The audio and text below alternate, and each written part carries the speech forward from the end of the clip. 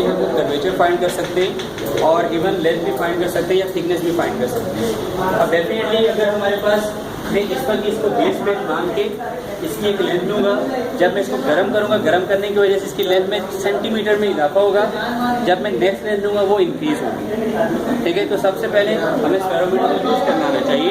Spherometer में हमारे पास दो स्केल हैं। ये स्केल कौन सा है? मेन स्केल या वर्टिकल स्केल। वर्टिकल स्केल भी कहते हैं। और ये स्केल कौन सा है? Circular scale. अब इसमें पिच क्या है ये चीज समझिएगा। पिच का मतलब ये जो स्क्रू आपको नजर आ रहा है, स्क्रू में थ्रेडिंग हुई है, एक थ्रेड से लेके दूसरे थ्रेड तक की जो वर्टिकल डिस्टेंस होते हैं इसको पिच कहते हैं। पिच।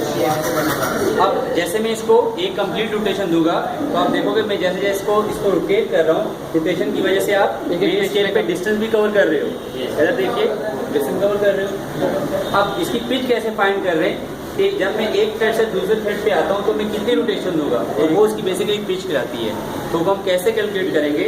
लेट से आप इसको किसी भी पॉइंट पे किसी भी लाइन पे सेट कर लें तो आसान रहेगा कि अगर आप इसको 0 से काउंट कीजिए, 0 पे सेट करें, इसके बाद इस पर 0 आ गया।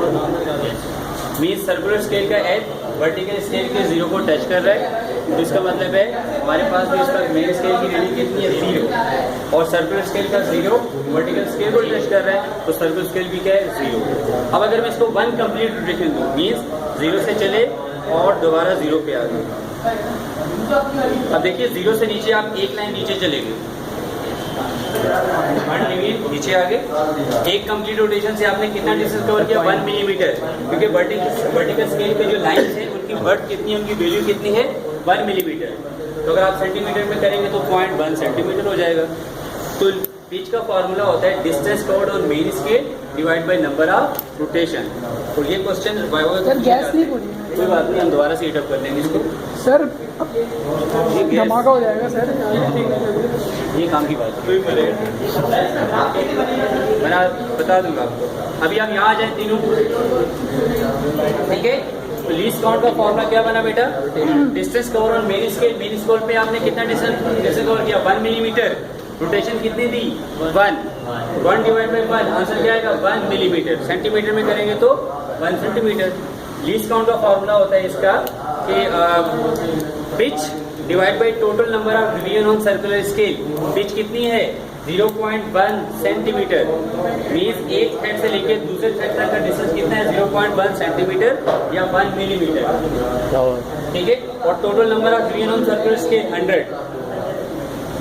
तो अगर आप 0.1 को 100 से डिवाइड करें तो आंसर क्या आएगा? 0.001 सेंटीमीटर। तो इसका लीस्ट काउंट कितना हमारा? नोट कीजिए, least count of spherometer 0.001 centimetre. सही बस बार बताएंगे लीस्ट काउंट कैसे निकालते हैं? वो फॉर्मूला सामने लिखा हुआ भी है, बट पहले फिर से याद है, उसको छोड़ दें।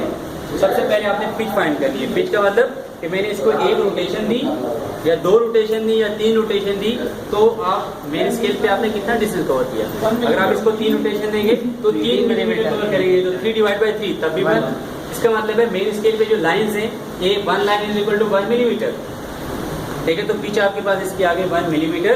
सेंटीमीटर में अगर आपसे पूछो तो 0.1 सेंटीमीटर। अब लीस्ट काउंट का फॉर्मूला होता है pitch divide by total number of division on circular scale. Pitch कितनी है? 0.1। सर्कुलर स्केल डिवीजन कितने? 100। तो 0.1 divide by 100 is equal to 0.001 centimetre. ये तो आगे इसका लीस्ट काउंट। अब हमने क्या करना है? रॉड की इनिशियल लेंथ फाइंड करनी है। अब देखो नीचे 2 कॉलम है, एक है initial reading of the spherometer R, final reading of the spherometer R. Initial reading का मतलब ये अभी हम इसको गर्म नहीं कर रहे, इनिशियल रीडिंग हमने ले ली। ठीक है, रीडिंग लेना भी आपको बताऊंगा। फिर हमने इसको हीट किया अप्रॉक्स 90 या 95 या 100 डिग्री सेंटीग्रेड तक। तो डेफिनेटली हीट की वजह से इसकी लेंथ में थोड़ा सा चेंज आएगा। तो ज़्यादा आएगा नहीं, मतलब इतना फर्क नहीं पड़ेगा। ऐसा पॉइंट में आएगा, ये 0.1 सेंटीमीटर से 0.4 हो सकती है, बट ऐसा नहीं कि 1 सेंटीमीटर से 2 सेंटीमीटर। बहुत माइक्रो लेवल पे चेंज आता है। ठीक है, पॉइंट्स में चेंज आएगा। तो वो स्फेरोमीटर इसी वजह से हम फाइंड कर रहे हैं कि ये बहुत माइनर से चेंज को भी हम इसकी मदद से डिटेक्ट कर लेते हैं।